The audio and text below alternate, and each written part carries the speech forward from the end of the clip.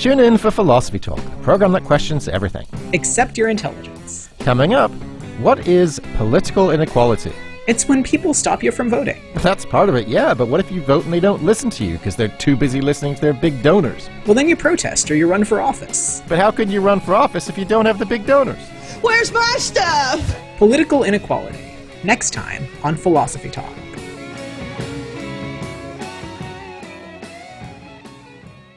Listen to Philosophy Talk every Tuesday at noon on KSJE 90.9 FM, Farmington.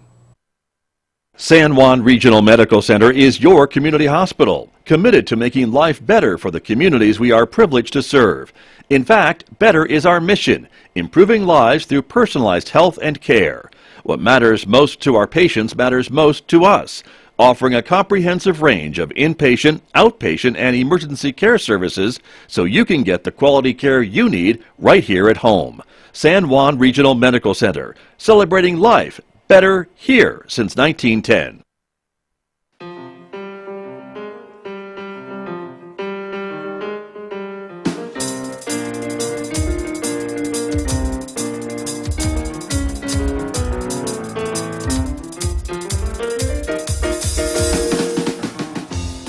10 minutes past 8 o'clock. It is Monday morning, the 15th day of August, 2022. Good morning, everyone. I'm Scott Michlin. Thanks for tuning in to KSJE 90.9 FM over the air, of course, here in San Juan County, New Mexico. 103.3 FM over the air in the Durango, Colorado area, and streaming everywhere else on the planet from our website, of course, KSJE.com. We also want to welcome our visual radio viewers this morning. This program is streaming out live this morning to the KSJE YouTube channel, our Facebook page, and our Twitter account. So we're glad that you are with us this morning, everyone, because we're talking about education today. It is back to school time, of course, throughout the four corners, and today our focus is on Mosaic Academy. That is the charter school as part of the Aztec School District. They are celebrating opening of school in their new building. So we'll talk more about that and much, much more with Principal Amanda Knight. She is going to be joining me in the next few moments here on KSJE today. Later on this hour, of course, as we do on Mondays, we'll talk technology with my guest, Lewis Campbell from Synergy Computer Systems here in Farmington. So we hope you'll stay tuned for that. It's coming up today, 8:50 a.m. Next hour, of course, it is our weekday classical music program, Roving with the Arts. Mick Hess is featuring music today from Mozart. That's coming up after the news at 9:06 on KSJE today. Don't forget, you can also connect with us on our social media sites like Facebook and YouTube and Twitter, and also our Instagram page as well. And if you're a podcast person, this program, as well as many of the other local programs we produce at KSJE, gets turned into audio podcasts, and you can find them on all the popular podcast sites. So subscribe and find out when there's a new episode to listen to, and maybe check out something you may have missed on the radio by subscribing for free to KSJE podcasts. Outside our studios at the moment, it is a partly cloudy Monday morning, 69 degrees at the moment, humidity at 58%. Today's forecast calls for mixture of sunshine and clouds and a pretty good chance of maybe some showers today.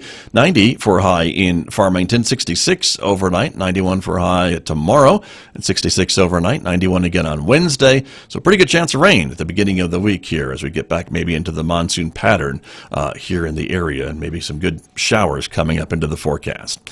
Well, let me introduce my guest, as I mentioned, as we're going to talk about education this morning and Mosaic Academy in Aztec. Principal Amanda Knight is joining me remotely from Mosaic Academy this morning. Amanda Knight, good morning, and thank you for talking with me this morning. It's good to see you. Good morning. Thank you for having us. We would love to reach out to our community through your platform. You bet, you bet. Well, it's an exciting time, a busy day, I know, for you. You've got a number of events already planned in addition to being with me on the radio this morning. But congratulations on the opening of Mosaic Academy for the new school year in your brand new building. Thank you so much. This is our 17th year serving the county, so this has been 17 years in the making. Very exciting. And I asked you before we came on the air this morning, and I'll ask you again to remind our audience just a little bit about Mosaic Academy. It is a charter school, but it is also part of or chartered with the Aztec School District, correct? That's correct. And it's our most frequent question that we get asked is, what is a charter school? So it's sort of in the name, in that charter school just means we follow our charter, which may be a little different than the other public school system. We call it a traditional public school system versus a charter. So we are authorized by Aztec and have been very happy to have such a great rapport with them over the last 17 years. It's kind of unique in the state to have that kind of rapport. Right. You were telling me you're one of the only charter schools that is chartered by an actual school district. Maybe others are chartered by at a state level, correct? That's correct. So you have to apply to become a charter school. You have to write many, many documents to make that happen. It's just like you're opening a traditional public school, but you're doing it under a different umbrella. And we opened under Aztec Schools because they did see that we specialize in multi-age instruction. You probably see this in other traditional schools and they call it looping, where you follow the teacher. And we had some dedicated individuals 17 years ago who just saw the benefits of this multi-age, and they asked Aztec to honor that, and they heard that plea, and we've served the community for 17 years. We only ever have 180 kids on our campus. That's what we're chartered for under the district. And we have 120 kids on our waiting list. Wow. Well, that's, I guess, testament to the type of education that kids are getting at Mosaic Academy. Yes. And to this point, it's just been word of mouth. And so we're very excited that this new facility makes us a little bit more public as well. It looks, the visual is there. Right. Very, very true. And you were teaching children in what grades? Great question. So kinder through 8th grade. So we serve an elementary population as well as an older population. We structure times where our older students can work with our younger students. So for instance, we have a time called Quest where we do hands-on science.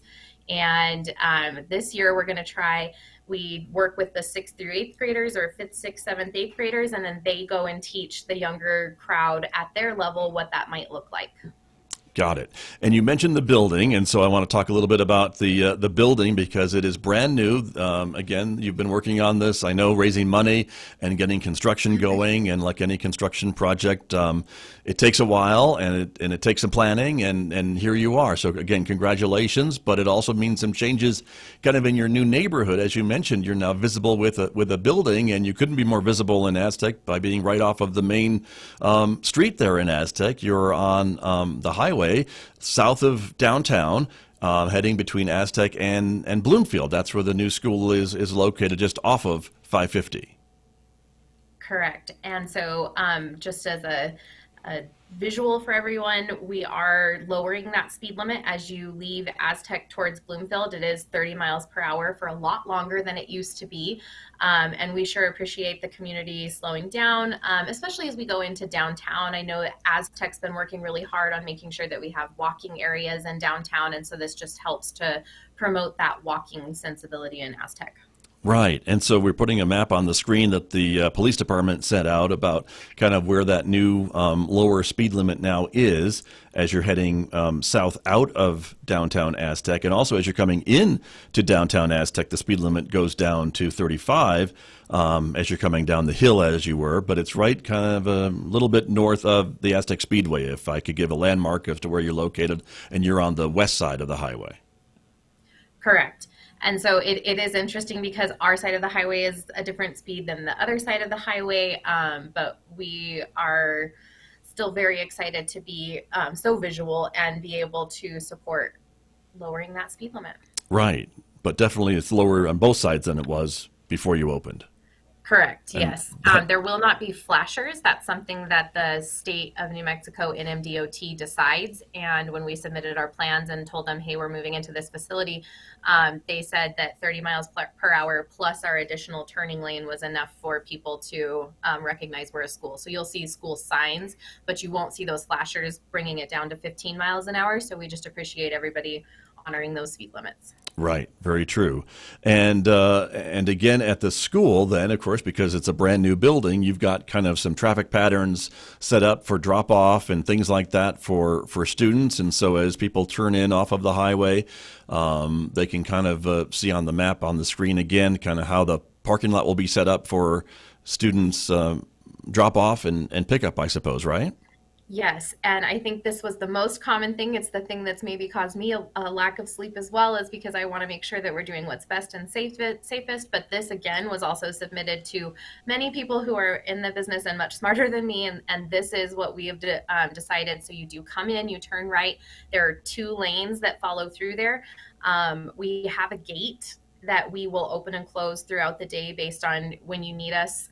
So we're very proud of that safety that we're able to add. But yes, we'll drop students off at the building that's across the parking lot from the main classroom complex. And then we have fences that guard the students as they walk up to the main facility. In that second facility, we use that for things like PE and art. And we have a cafeteria now. We've never had that. So definitely, if people will be mindful, be slow, be ready to watch for staff input, because we're out there to help you.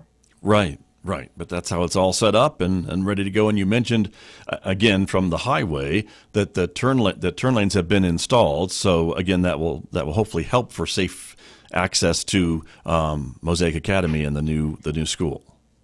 Absolutely. And it was a bit of a who's going to take care of the turn lane. So we have definitely installed that. That does provide us a little bit of access. We've noticed that people are starting to stop and use that turning lane for parking. So we just encourage people, it is a lane. It is like any lane. You want to make sure you're just driving through. Right. And so you mentioned that classes begin tomorrow. You do have a couple events going on, though, today. Let's talk about what you've got planned later on today. Great. So yes, class starts tomorrow. And right now we are having our annual meet and greet. So this gives everybody a chance to come in, meet the teacher, drop off your supplies so the kids aren't coming with the giant backpacks as they walk through the door. And that runs for today from 8:30 to 2. We are still, I'm not sure if you can hear that, but there is still a little bit of finishing work going on. So construction is just never quite done whenever you're moving into a 16,000 square foot facility, it seems. Right. But how exciting. And I want to ask you a bit about the building, too, to be able to design a school from the ground up. That's got to be very exciting for folks, for educators, for teachers, for you, to be able to kind of build it around the needs of your students. Yes. And as you can imagine, we've had lots of art projects over the year. How do we want this to look?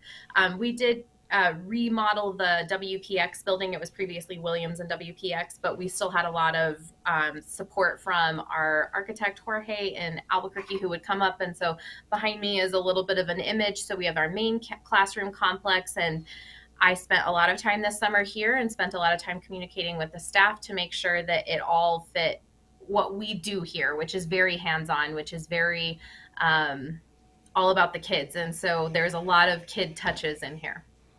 And you mentioned, too, that, of course, for a long time, this has been the goal of Mosaic Academy, to have its own building and to be able to kind of have a permanent place. And so what are some of the differences? You mentioned cafeteria and maybe gymnasium, right, that you haven't had before. What are some of the other differences between this building and where you were last year? I think the differences are about to become very clear and big for us. I've happened to see a couple of students on campus. So of course the 5,000 additional square feet is huge for us. We've never had storage. But we have kids who are coming on campus and they've never had the drinking fountain before because they've been with us for all these years and we've been housed in double portables. So we never had that. So they're learning all kinds of new things, what cafeteria tables are. They're going to be helping us take care of those. I think for the teachers, the hallway has been a big topic of conversation this last year. We've never had an interior hallway as well.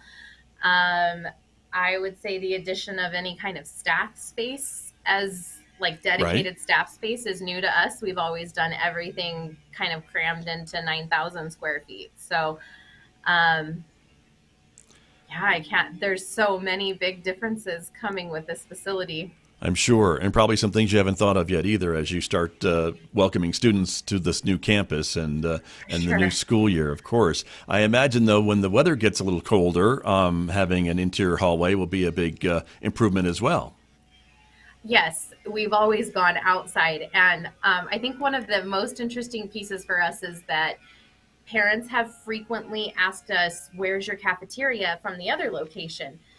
And that's something that we as adults always think is so wonderful, but the kids have always loved the ability to be able to eat outside. And so the outside portion of it is going to be nice for those weathers that are the cold weather periods, but our kids, I think, are going to miss that sense of sitting on a park bench and eating their lunch outside. So we've, of course, added some of those touches with our cafeteria as well. Got you. Very good. Well, again, congratulations on opening the school, and I'm sure your students are thrilled to check out the new space, and that's happening today, and parents as well. And you mentioned your teachers, and I wanted to just talk a little bit about the teachers, maybe some who have been with you for a long time. We hear in some other school districts there's a teacher shortage, there's issues with recruiting enough teachers, and so has that been different for you at Mosaic, or are you having some of the same recruitment concerns that other districts are having? Thank you for that question, because it's one of the things that we pride ourselves on here is that we really try and listen to our staff. They are always a part of major decisions that are made. We have seen our share of the teacher shortage for sure, and we did have some turnover in staff over the summer. However, we were lucky enough to welcome back people who have been with us previously and either moved back into the area, came out of retirement for us. When you say my staff, I just have to smile, because I feel like I can truly look at any parent who walks in the door and tell them how their students are going to get a wonderful education from these teachers. They're so dedicated. It's not just me that's been here every day. There are teachers who spend all of their time here. And one of our big focuses here is whole child. So many of our conversations as a staff focus around how can we help support this student in a different way? If they're not getting the learning they're needing, is there some other way that we can support them? So staff is definitely what makes this a great place to be. And we're so lucky to be able to have such dedicated teachers here. With our small staff, that does make it a little easier to manage. Right. And again, I want to focus back on your students too, because again, you mentioned that you've got a full slate of students. You've got a lot more students on a waiting list as well to get into any openings that you might have. And students are there through, I think you said, the 8th grade, right? And then they transfer back into the high school? Correct. So we have several students through the years that have been with us kinder all the way through 8th grade, so 9 years with us.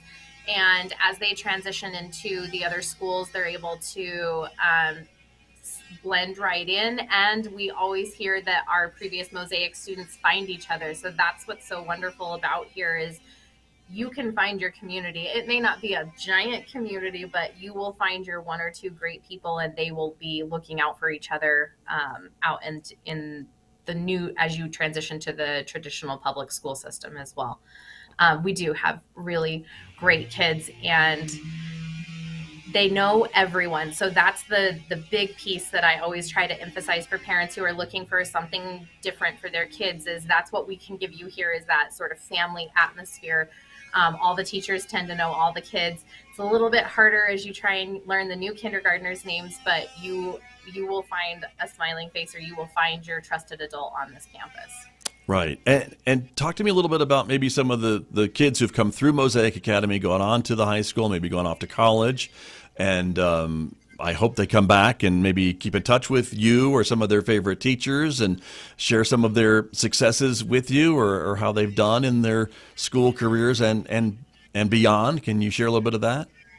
Yes, absolutely. So we have tracked some of our students who leave us, and you're right, they always come back and they stand there, and you have that moment as a teacher that teachers who know that will know this. You go, who is this? Oh my goodness, I can't believe that it's you. They've become doctors, they've become lawyers. We have people who have entered the armed forces. We have people who have gotten great jobs in the community. We recently had an Aztec PD person walk in the door and say, "Don't you remember me?" So I'm just really thrilled to watch all these students become members of society and find their place in society.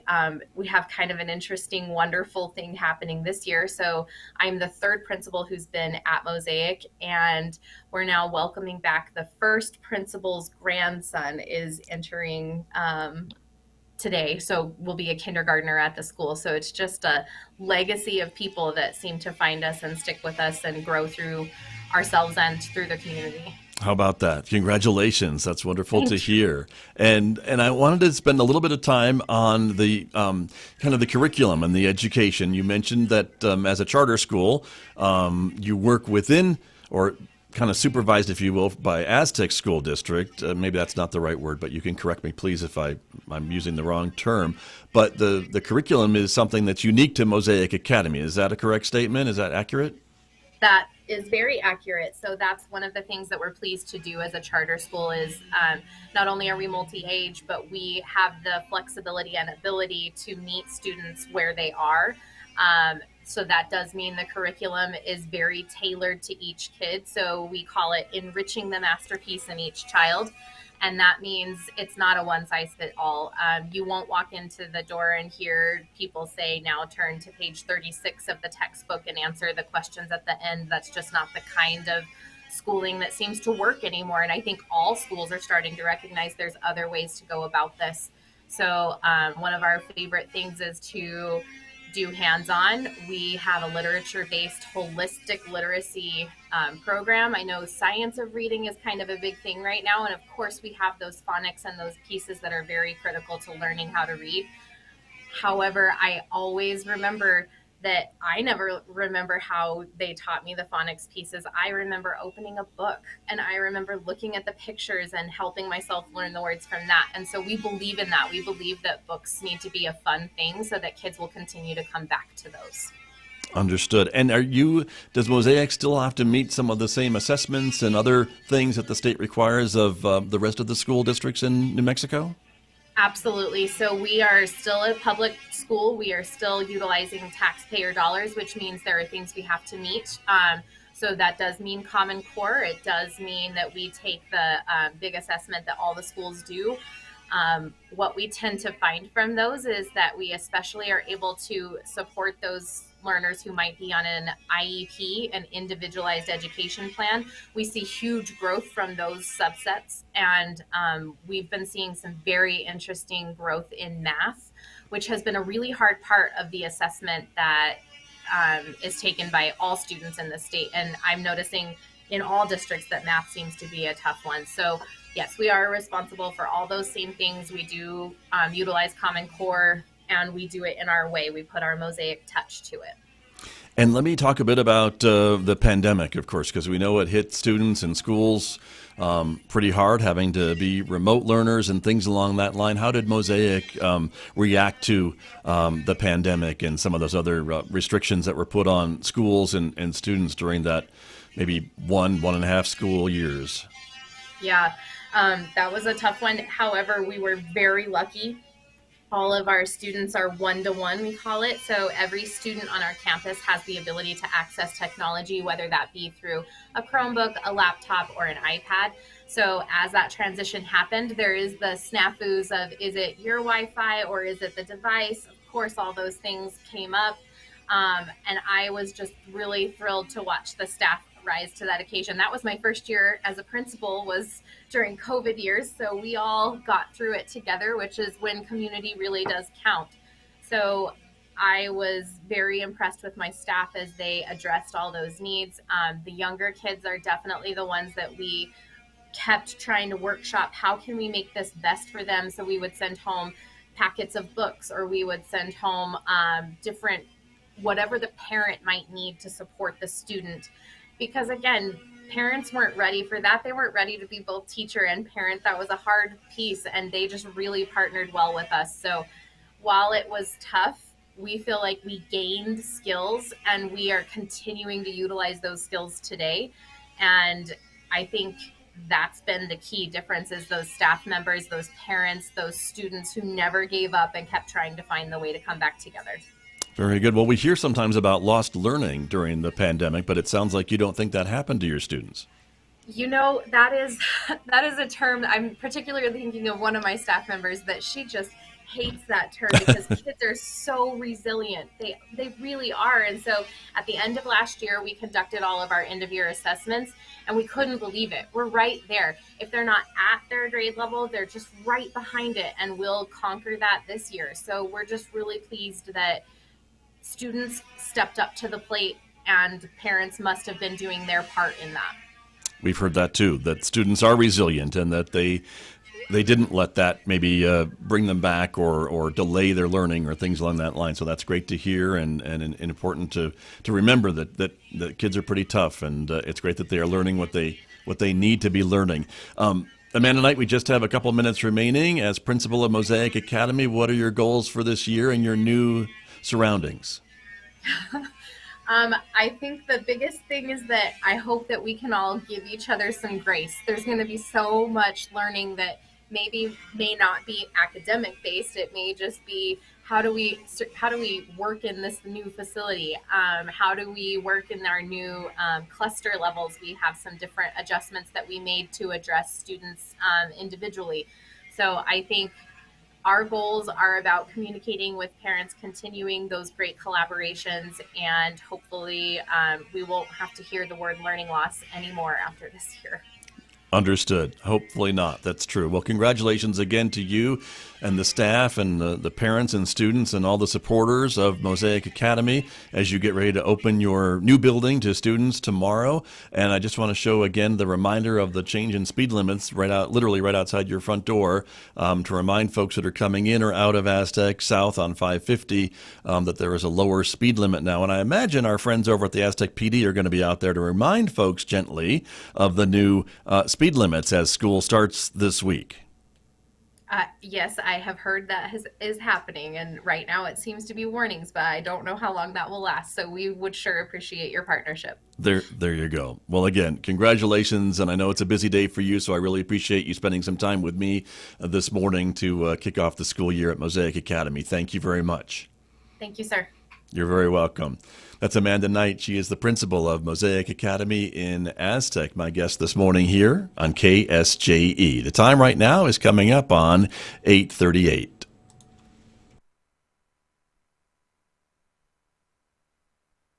KSJE is proud to support the San Juan Medical Foundation's 42nd Annual Walkathon, Saturday, September 17th. The Walkathon is the Foundation's premier annual event, the fundraising effort that supports the Connolly Hospitality House and the San Juan Medical Foundation's mission of enhancing the health and well-being of people in the Four Corners community. Register to walk, sponsor a walker, or make a donation at sanjuanmedicalfoundation.com. There's a new tool that can scan for guns in crowds.